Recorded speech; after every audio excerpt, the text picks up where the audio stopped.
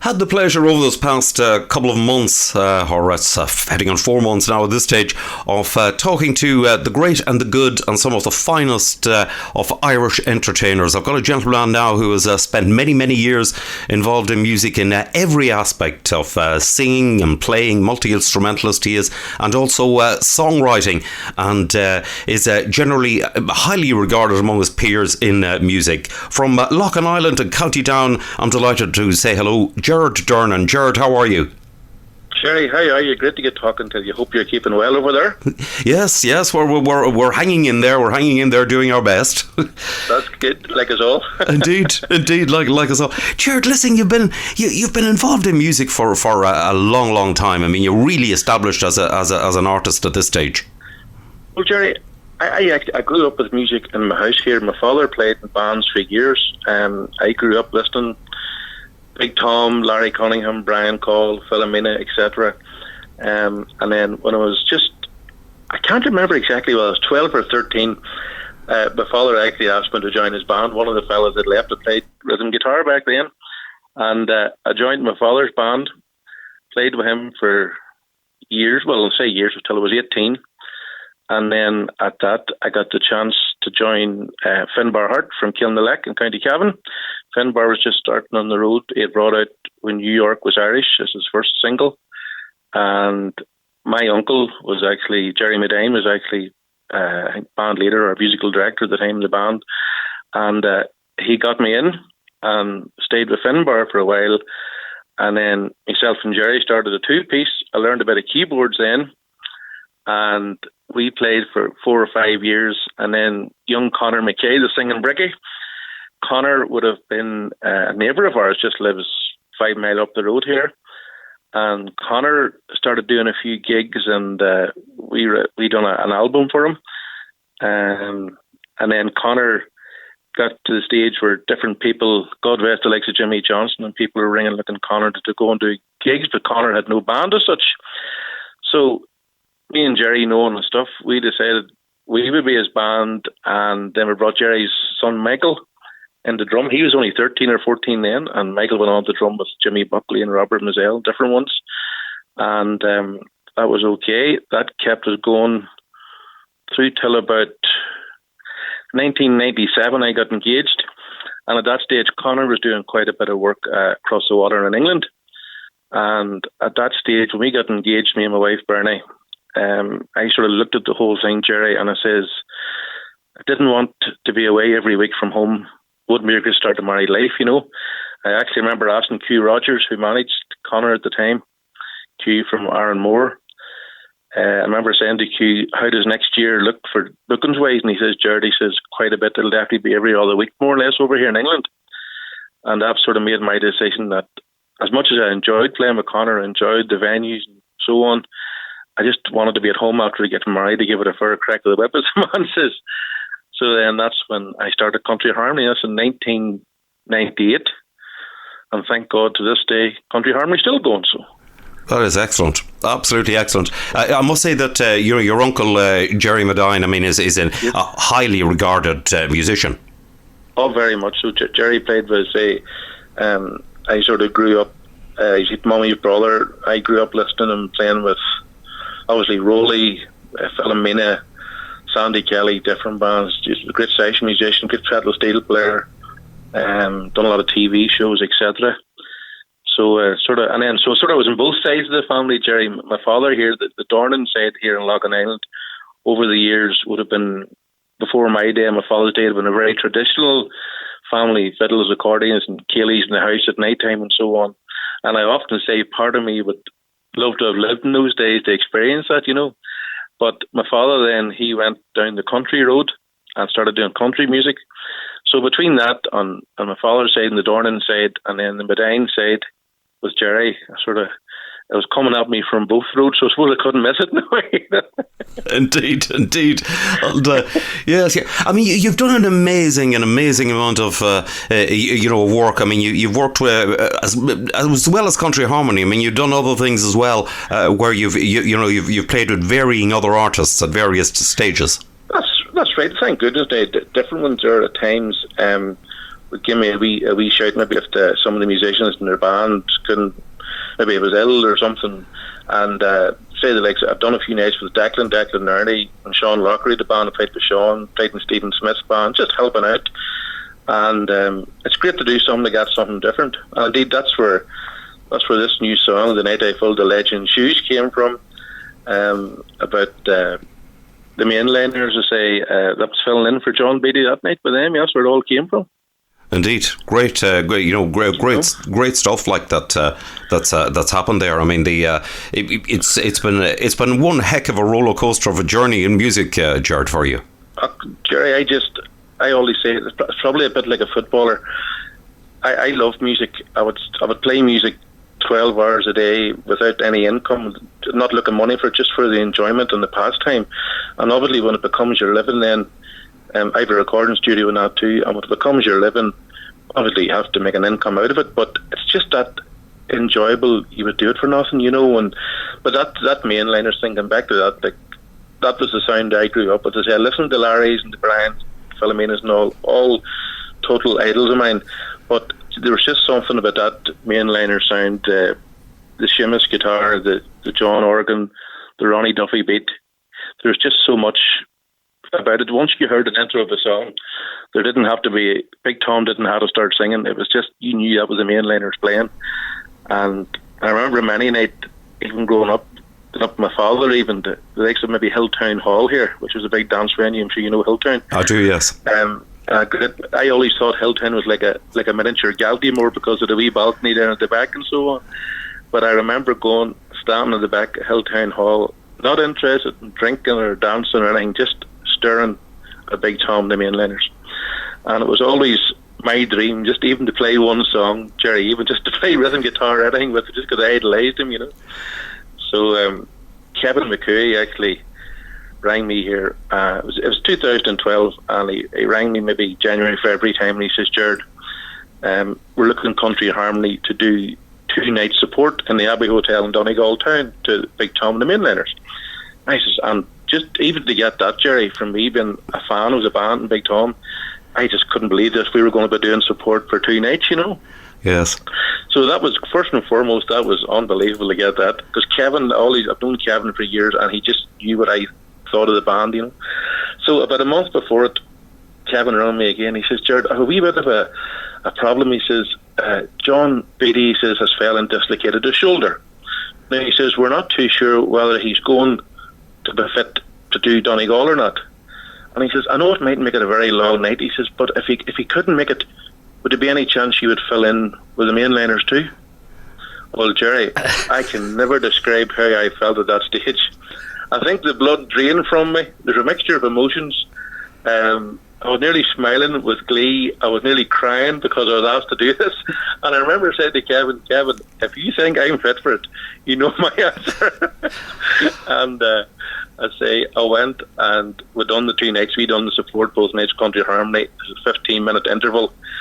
And I remember going and putting the suit on and the tie, and coming up past Kevin funny in through the door of the Abbey Hotel and saying, "I'm an honorary mainliner tonight because of the suit on and the tie," And Jerry, those 2 nights, it's just something I will never forget. People, sometimes the dreams come through, sometimes they don't. Those 2 nights, those 4 hours, 2 hours each night, I just will never forget it. It's just my dreams came through that night, It is. That is something else, and I'll tell you, there are very, very few musicians who can say that they filled in with the mainliners. Oh, it was my dream. And then, believe it or not, the night that a week before Donegal Town, Kevin said he'd let me know closer to the time. And a week before it, Henry actually rang me just to say, on the Sunday night, he says, "Gerard, look, we're definitely going to need you. John's not going to be fit." So he says, "Can you come down to Orem tomorrow night for a wee run through with the boys?" I says, 100%. And actually, about half an hour after that, Jerry, on that Sunday night, I remember Boxcar Brian rang me, great friend of mine, and I happened to say to him, I says, "Hey," he was a big mainliners fan too, and I says, "Brian, I'm actually playing the mainliners next weekend as well." And he says, "What?" He couldn't believe it. He ended up coming down, him and You probably remember Sean Wallace. Sean's a promoter over here. I do indeed, yes. Yes. Yes. Sean, and God rest a good friend of mine, John McKinney, who played with the band Breakaway here. The three boys came down to see me playing the mainliners because they just thought so much of it too, you know. And I actually said to Brian that night on the phone, I says, Brian, I've thought of a title for a song. I'm only been asked to do this. I says, and a title has come into my head for a song. The Night I Filled the Legend Shoes. Now, that was 2012, Jerry, but I didn't write it in 2016. But that title came into my head that night when Henry rang me and asked me to do it. So. George, listen, you've written a phenomenal amount of great songs. I mean, probably your biggest one, which has been recorded by just so many, is Your Health Is Your Wealth.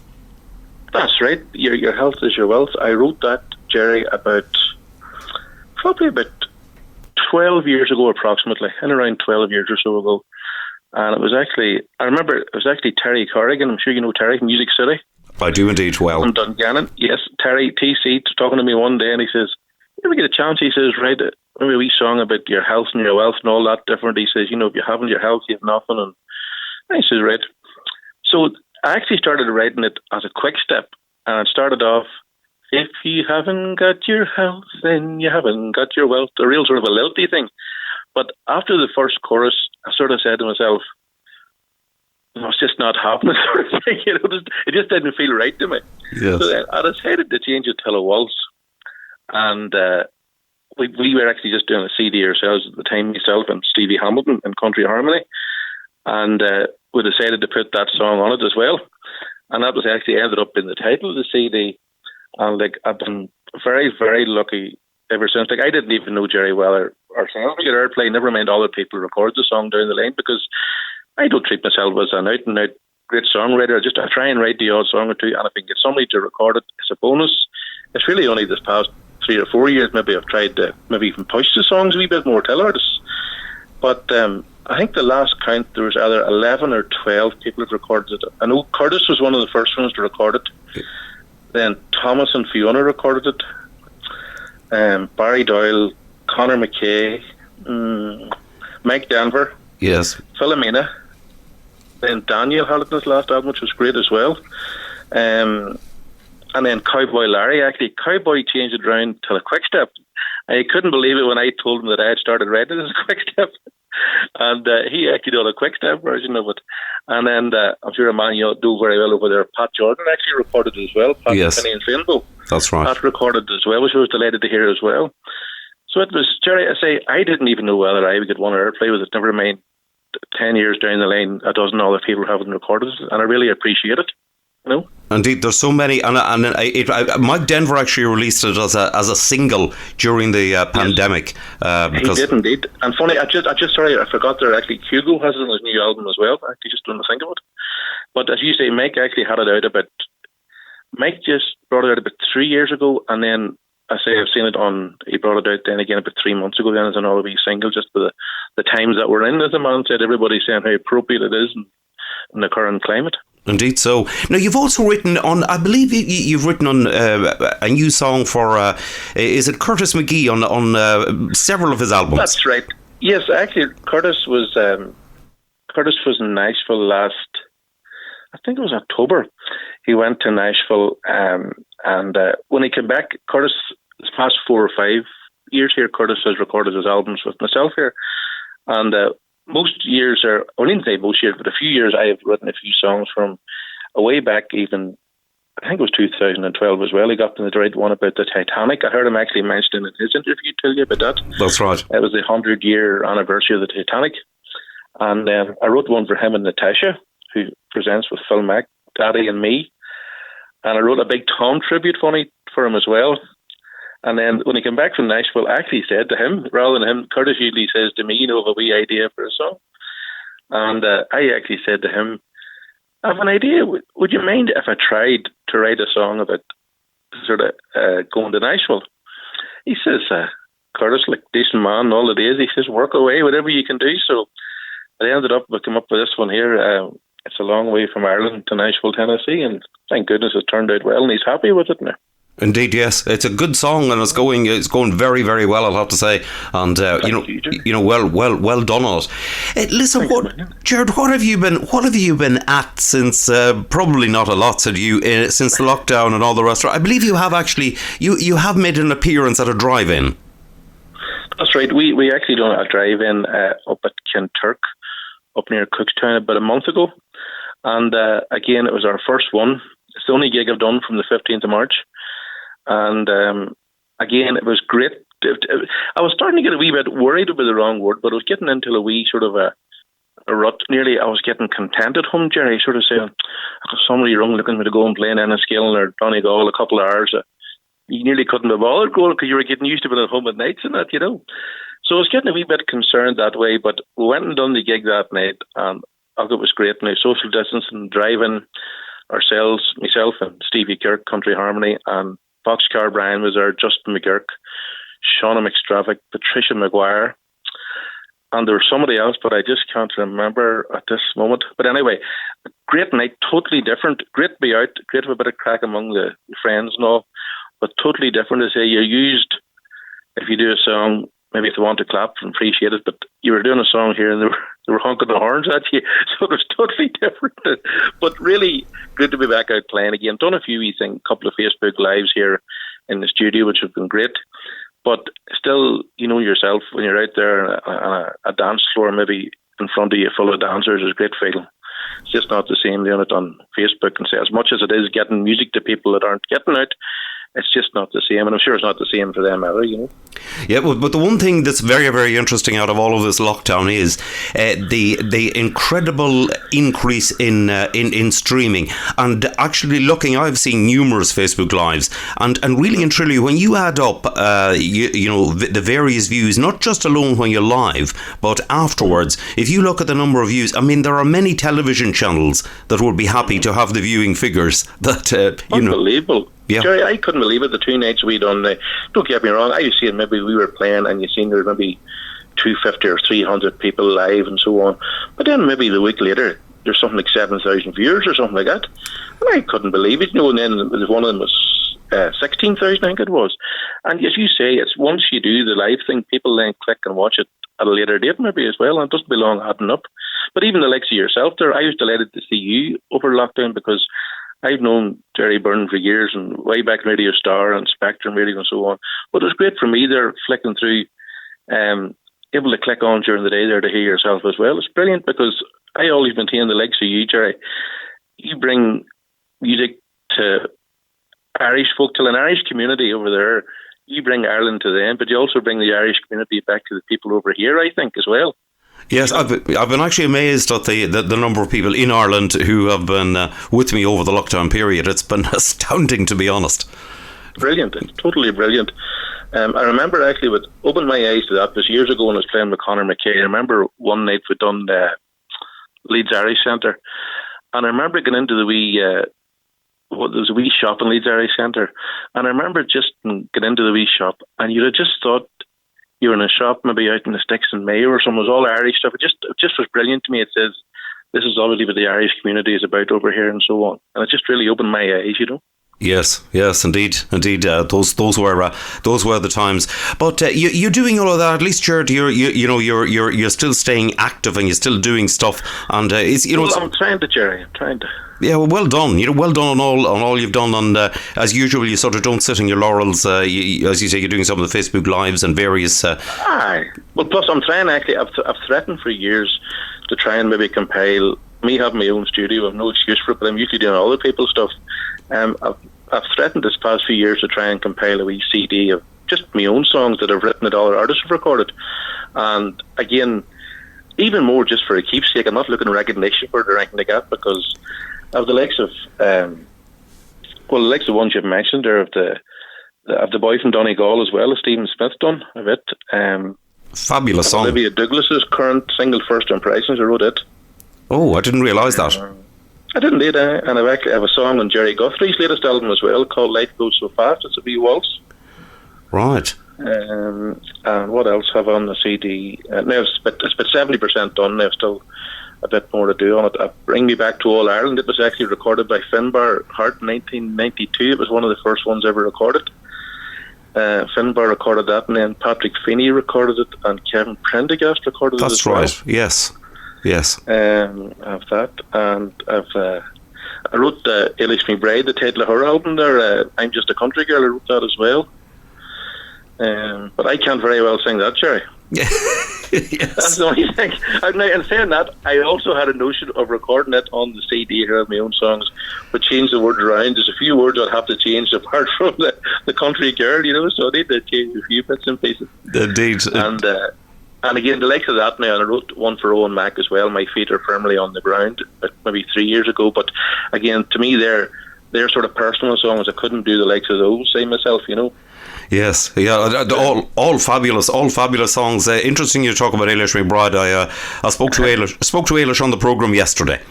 So lovely girl. So she's a great girl. She is very, very talented. Great personality. Lovely family, mummy and daddy and all, and good singer, and just I think she's everything going for her, really. She's doing the TV shows and all too. She's a lovely wee girl, so she is. Indeed. The thing is that, Gerard, in recent times, I thought it was very encouraging to see all of the young talents that were actually coming through, the likes of Eilish McBride and Sabrina Fallon and Olivia Douglas and Michelle Murphy and all of these people who are brilliant, fast coming up, and really talented people. Very much so, and as I say, there's always room for everybody, and it's great to see anybody involved at the music, no matter what level. As I always say, everybody should just enjoy music as one level. To me, there shouldn't be anybody looking down on anybody else. It should be all about enjoyment and being one big happy family. Exactly, definitely. Gerard, listen, that's where I leave it. I wish you all the luck in the world. It's lovely to catch up with you, and you've written some incredible material. You've played with some incredible acts, and well done. Keep going with Country Harmony and Gerard Dornan songwriting. It's lovely to talk to you, Gerard. Jerry, thank you very much for having me on the show. And as I keep saying, nobody has caught on to me yet, so I'm getting away with it for another 5 minutes. Listen, thank you very much again, and thanks to all your listeners, and you keep doing a great job over there.